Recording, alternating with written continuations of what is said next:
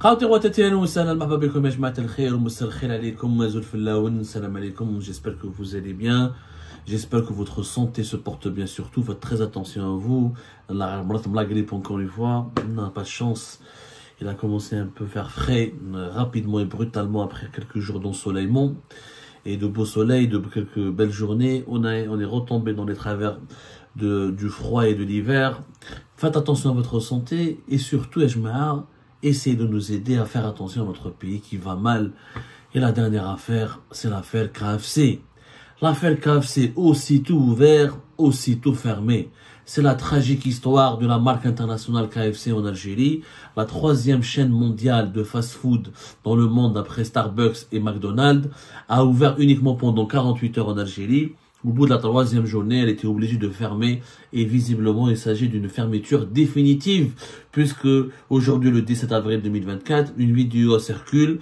Les Algériens et les Algériens tout court ont découvert avec beaucoup de stupéfaction et beaucoup d'étonnement que l'enseigne, le premier magasin KFC a d'ores et déjà fermé ses portes. L'enseigne KFC a été enlevée, elle a été arrachée, le premier restaurant de KFC a fermé ses portes et n'est plus ouvert au public. Et visiblement, on n'a pas encore de confirmation officielle, mais les représentants et les investisseurs à l'origine de ce projet ont décidé de ne pas poursuivre l'aventure et de s'arrêter jusque-là. En tout cas, je ne sais pas si c'est une fermeture momentanée ou la permanente. Personne ne veut fournir la moindre explication. En tout cas, quoi qu'il arrive, KFC a fermé d'ores et déjà ses portes. 48 heures. Ça a duré 48 heures. Je vous rappelle, le 14 avril dernier, c'était un dimanche. De nombreuses Algériennes, de très nombreux Algériens se sont bousculés devant le premier restaurant de KFC à Del Ibrahim, un joli meuble en verre, une jolie devanture. Tout le monde voulait découvrir les tarifs et les repas et les produits de la fameuse marque spécialisée dans le poulet frit. KFC, enfin une marque internationale très prestigieuse, très connue, qui a décidé de s'installer en Algérie, de prospecter le marché algérien. C'était la première grande marque de fast-food internationale qui a décidé de se lancer en Algérie. Aucune autre grande marque, mais ça, auparavant, il y avait Burger King et Quick qui ont tenté l'aventure.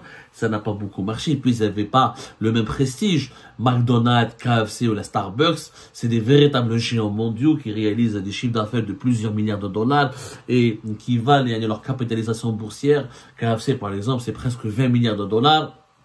C'est quand même des enseignes très prestigieuses et leur présence dans beaucoup de pays à travers la planète démontre que ces pays, là où il y a KFC, McDonald's ou la Starbucks, ça prouve que ces pays qui sont connectés à la modernité, ils ont des économies dynamiques, ouvertes sur le reste du monde, ils ont des consommations internes assez prometteuses, il y a une croissance économique intéressante, c'est devenu une vitrine de certaines modernités, qu'on le veuille ou non à travers certaines tendances de la consommation mondiale. Et KFC ferme. Alors officiellement, pas de raison. On le devine en tout cas, selon plusieurs sources officielles, c'est lié aux protestations de plusieurs familles algériennes où il y a eu quelques rassemblements depuis son ouverture devant KFC pour dénoncer, pour demander la fermeture de KFC parce que KFC est assimilé à une marque, à une multinationale qui soutient l'occupation israélienne en Palestine et qui soutient les actions de l'armée israélienne, qui finance ou qui est un soutien indéfectible de la politique anti-palestinienne de l'État d'Israël, de la politique d'occupation israélienne en Palestine. Et donc KFC a fait les frais de ces appels au boycott, de ce mouvement de solidarité en faveur de la Palestine, et qui, maintenant, franchement, j'arrive pas à comprendre. Qui fait en 48 heures, on a pu prendre une telle décision, certainement on leur a demandé de fermer.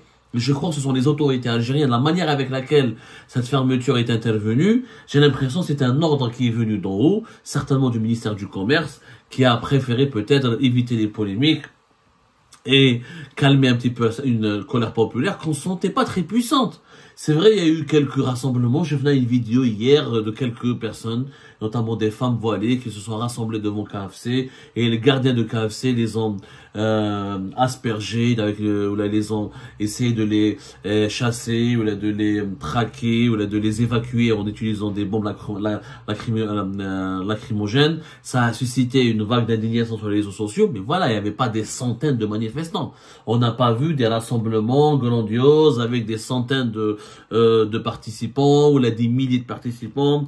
Voilà, il n'y a pas eu, encore une fois, il y a un immense mouvement de contestation et de protestation. Au contraire, les curieux et les clients de KFC et les personnes qui étaient plus heureuses de l'ouverture de KFC à Alger sont beaucoup plus nombreuses, étaient en tout cas durant ces 48 heures, beaucoup plus nombreuses que les personnes critiques, opposées, ou la détractrice, ou ils étaient plutôt, en tout cas, les clients de KFC durant ces 48 heures à Alger étaient beaucoup plus nombreux que les détracteurs de KFC. Les images le montrent, il y a eu un véritable engouement, beaucoup d'Algéroises ont été contents, enfin une grande marque internationale présente en Algérie, on pensait que ça allait devenir un symbole d'ouverture du pays, un symbole de dynamisme, un symbole de stabilité, parce que les pays dans lesquels les grandes multinationales de la restauration rapide investissent sont les pays stables, sûrs, dynamiques, où il y a un véritable potentiel économique, ça aurait pu être une vitrine pour attirer les investisseurs étrangers, et ben voilà, c'est une véritable catastrophe et c'est une très mauvaise nouvelle pour l'économie algérienne. Pour une raison simple, si on ne voulait pas de KFC, il fallait dès le départ leur dire non. Parce que KFC, dès le départ, c'est un groupe qui appartient en grande partie à des investisseurs émiratis, c'est le groupe libanais Azadea, c'est lui qui est à l'origine de la conclusion de un partenariat avec KFC pour introduire la marque KFC en Algérie. On a expliqué hier, juste hier on a fait une émission en expliquant que l'émir de Dubaï détient lui-même, à travers son portefeuille d'investissement, plus de 25% dans les actions du groupe Azadea, qui est le représentant exclusif de KFC en Algérie. Azadea, qui sont présents, le groupe de la famille libanaise Dahar, sont présents en Algérie, qui détiennent les droits de franchise de plusieurs grandes marques internationales, notamment Zara, notamment Bougie, notamment Bose, Adidas, Decathlon, Mongo, donc ils travaillent avec plus d'une quarantaine de marques, et qui sont présents, qui détiennent plus de 700 magasins à travers 13 pays africains et arabes. Donc, dès le départ, les autorités algériennes ne pouvaient pas ignorer. S'ils voulaient passer, les autorités algériennes craignaient un impact préjudiciable, un impact négatif, ou un impact non souhaitable, ou indésirable de l'ouverture de KFC sur la population algérienne, il fallait pas l'autoriser. Il fallait pas ouvrir le pays à KFC, il fallait dès le départ dire non, on n'est pas d'accord, on veut pas de KFC, c'est une marque américaine qui soutient le sionisme, qui soutient Israël, on veut pas de ça. Le gars d'Oubinette, le gars d'Anteta, ou le omelette en algérienne, ça nous suffit largement. Mais autoriser KFC, les laisser investir, ils occupent un siège, ils font des recrutements, et ils recrutent les gens, ils déclarent, ils payent les cotisations sociales, et ils font une belle inauguration. Les clients se précipitent au début, d'abord de l'enthousiasme, des encouragements, et 48 heures après, c'est un changement radical, coup de théâtre, on veut plus de KFC.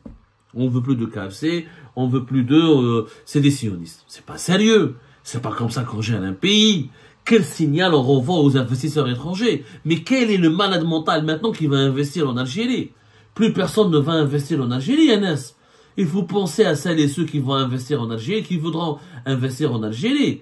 Ou j'ai collègue je vais pas investir dans un pays qui est mal Algérie ou mal Abali, Inch'Allah, ils vont me demander de fermer, c'est instable. C'est un pays, encore une fois, instable. C'est anormal. C'est anormal. On parle pas quand même, c'est pas un vendeur de chemises, KFC, c'est pas un vendeur de chaussettes ou de chaussures. Il s'agit de la 3e chaîne de restauration rapide et de fast-food du monde. C'est une multinationale, c'est un géant américain, mais aussi un géant mondial, qui est présent dans plusieurs dizaines de pays à travers la planète. Mais du jour au lendemain, on veut pas de toi, parce que une partie des Algériennes et des Algériens, j'ai une partie, mais je faisais des grosses manifestations, c'était pas le Hirak, ils ont pas bloqué les routes de Del Ibrahim, ils ont pas fait des barrages, ils ont pas dressé comment on appelle ça, ils n'ont pas dressé des barricades pour dire non à KFC. Il y avait un groupe, il y a quelques groupes de mécontents, ils étaient contre KFC. ما تشريش عند KFC وروح شري كل garantieta ou كل frites omelette. Après, d'abord, c'est un très mauvais signal pour l'économie algérienne. Ça prouve que l'Algérie est un pays instable, que ça fonctionne selon des humeurs, que rien n'est acquis, qu'il n'y a pas le gouvernement n'est pas sérieux, qu'il provoque des pertes. Le groupe Azadia a perdu de l'argent parce que le bâtiment, les employés, les investissements qui ont été consentis pour les aménagements, l'acquisition de la matière première, les emballages, tout ça c'est des investissements. J'ignore le chiffre, mais c'est un investissement important. Qui tu fais Ibrahim, le bâtiment, l'aménagement, tout ça, là, on fait 1 million d'euros facilement. Ou la vérité, ils ont au moins investi 1 million d'euros entre les droits de franchise, entre l'inauguration, entre la construction du siège, la location, son aménagement, les recrutements, les préparations des recettes, les repas, etc. Ah, c'est de l'argent quand même, faut penser à cet investisseur. Et c'est pas Netanyahu qui est derrière KFC, c'est un groupe libanais, une famille libanaise, Dahr, dans laquelle ils sont actionnaires des Émiratis. Arab fi Arab, musulmans fi musulmans. Il n'y a pas de relation directe avec Israël. C'est une connerie de faire ça à KFC. Redouan Shallam Malek, faut pas pleurer quand des investisseurs étrangers ne voudront pas venir chez nous. Là, il dit عندك. يقول لك t'es un pays fou. أنا نجي نحل 48 heures après تغلق لي. وتقول لي روح ولا صبر ولا je sais pas attends que la guerre à Gaza se termine. وش علاقتنا مع la guerre à Gaza? Celui qui veut aider les Palestiniens et les Palestiniens, il y a d'autres manières. Et puis ces appels au boycott, ils n'ont aucune intelligence. Il faut savoir, Ajma, que toutes les marques mondiales, les plus connues, les plus présentes dans notre quotidien, leurs actionnaires ou leurs propriétaires ont une relation directe ou indirecte avec Israël. N'est-ce les familles ou les personnes qui étaient contre, qui sont opposées à la présence de KFC en Algérie. Ils diffusent leurs vidéos sur Facebook. Et je mets à Facebook, il est très proche d'Israël. C'est l'une des multinationales qui est la plus proche d'Israël. La preuve, Facebook, il a acquis durant cette année 2024 une start-up israélienne qui s'appelle Pebbles. Il a acheté pour plusieurs dizaines, il a investi 60 millions de dollars en Israël pour acheter cette start-up de 50 employés. Il a même une tour de 4 étages et il a une tour il a un siège au niveau d'un 4e étage d'une tour de 29 étages qui est située à Tel Aviv. Et, un bâtiment de plus de 3500 mètres carrés. Il a fait des investissements. Facebook a fait des investissements hyper importants en Israël. Il a des relations, il est propriétaire d'une l'une des startups les plus importantes en Israël qui est spécialisée dans l'intégration des lunettes intelligentes, dans les lunettes 3D.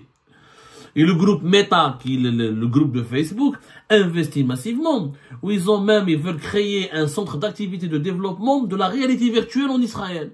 Donc pourquoi ne pas boycotter Facebook?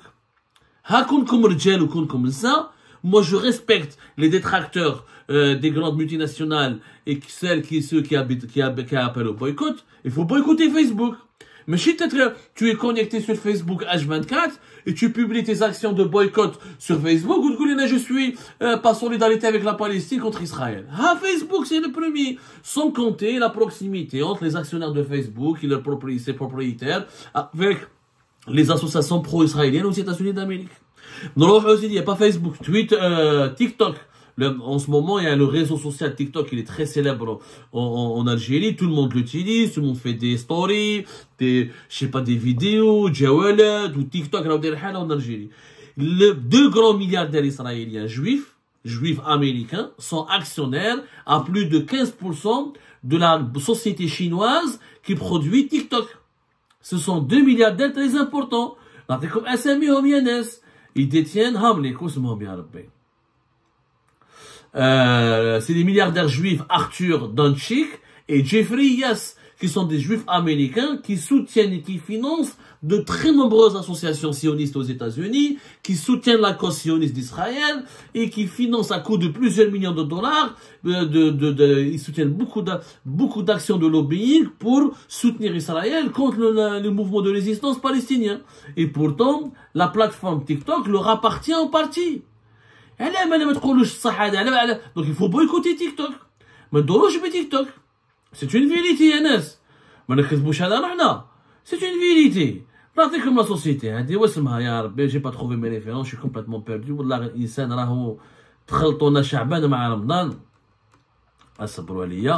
Donc là, comme les références exactes, voilà.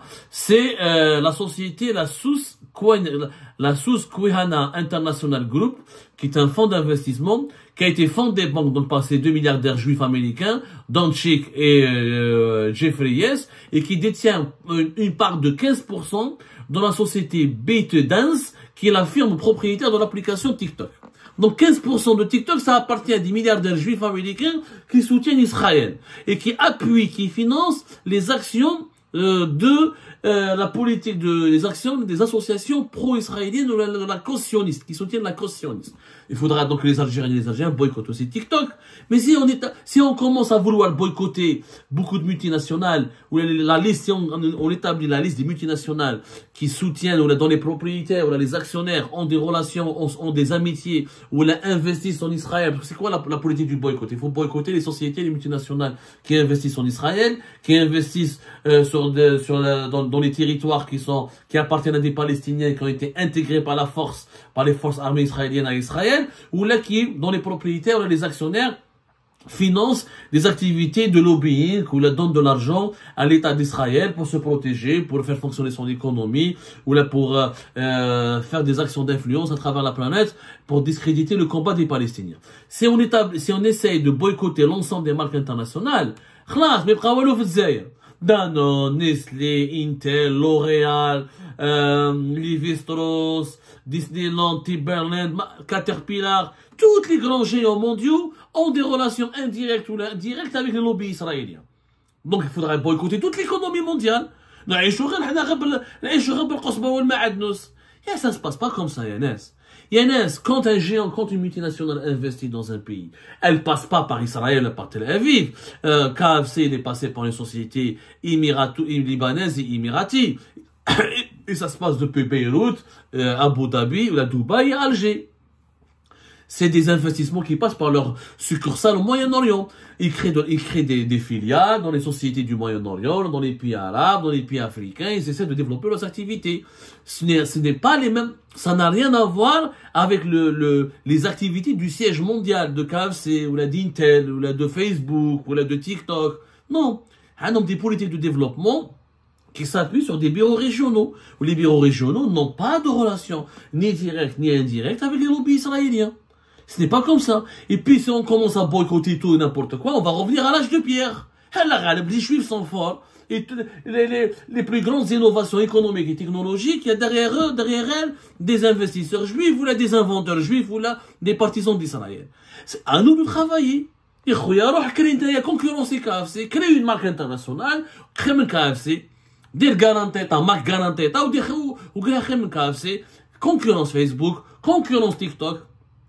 Il faut inventer, innover si vous voulez soutenir la Palestine. C'est pas en boycottant les multinationales, c'est en versant de l'argent aux Palestiniens, c'est en leur fournissant des équipements, des médicaments, éventuellement des moyens de défense légitimes, c'est en appuyant on n'aide pas la cause palestinienne en sabotant des projets économiques dans nos pays.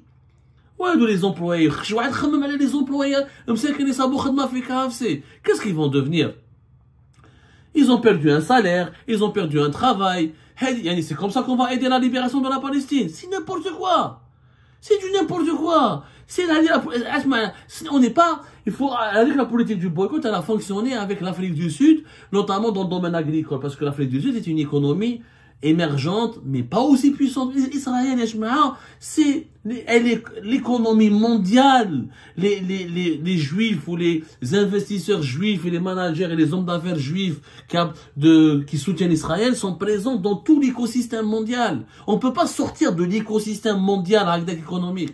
On doit développer notre propre économie, créer nos propres marques, combler nos propres besoins par nos propres entreprises. Mais c'est du travail. Mais s'il y a des investisseurs étrangers qui viennent en Algérie, il faut appliquer une certaine politique. Ils doivent passer par des bureaux régionaux qui n'ont rien à voir avec les lobbies israéliens. Ils investissent chez nous. On a besoin d'investisseurs étrangers. Nous aussi, pour soutenir les Palestiniens, on a besoin de nourrir notre population, de créer des emplois, de créer des richesses. Mais pas... Franchement, cette histoire de KFC, elle est extrêmement préjudiciable à l'encontre de l'Algérie. Extrêmement préjudiciable. Et elle démontre que l'Algérie est un pays où on ne peut plus investir et personne ne nous fera confiance. Et c'est grave.